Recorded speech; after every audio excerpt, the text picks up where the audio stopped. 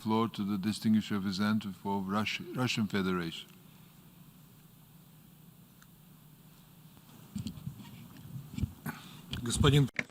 President, we congratulate the co-authors on the adoption of this decision. For them, a time has come to enjoy their triumph.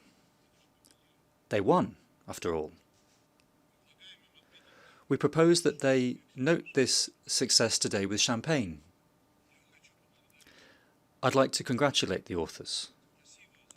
Thank you for bringing the General Assembly into disagreement and dispute,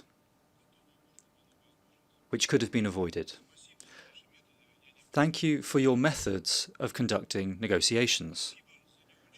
Thank you for not taking into consideration the interests of all delegations who had other proposals. Thank you for not allowing all of those who didn't agree with you to take into account their concerns. Thank you for not giving all member states time to consider your proposal. It seems that you don't hear, or you don't want to hear, what is said in many delegations during the last 2 days, and openly in this hall.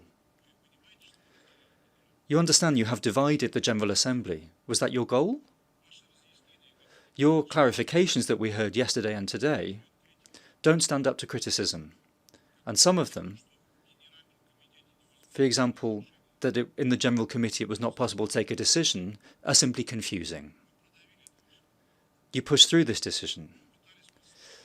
You've tried to present it to say that you were advocating continuing the activities of the General Assembly under any circumstances, and that we were the opponents.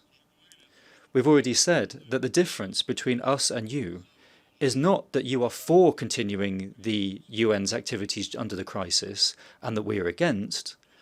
We also want to see the UN working under any circumstances. The difference is in the methods and in the fact that you don't want to hear any other arguments.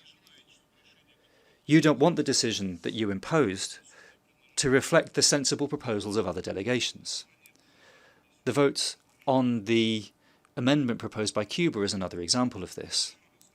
Once again, we'd like to express our deep disappointment at the methods that you chose in order to get this dubious decision through under any cost, and also the lack of respect that has been shown to delegations in the process of voting. You managed to get this decision through, but is there really something to be so happy about? Chairman, the UN Charter and the Rules of Procedure stipulate voting as a method for taking decisions within the General Assembly, but they also stipulate that any decision should be taken in line with these rules. The decision adopted today is without precedent and targets the creation of an alternative system of voting, which obviously not only does not correspond to the rules of procedure of the General Assembly, but even those of common sense. Furthermore, the procedure of approving this decision also doesn't accord with the rules of procedure, and stemming from that, the decision is dubious in its legitimacy. We recommend you, President, and those who follow you in your post, we recommend that you refrain from its utilisation in order to not deepen the division within the General Assembly. We're also surprised to hear the Secretariat say this morning that the decision doesn't entail any budgetary consequences. At the same time, we know that the Secretariat has developed the system of e-voting and had done so before any mandate was ascribed to it.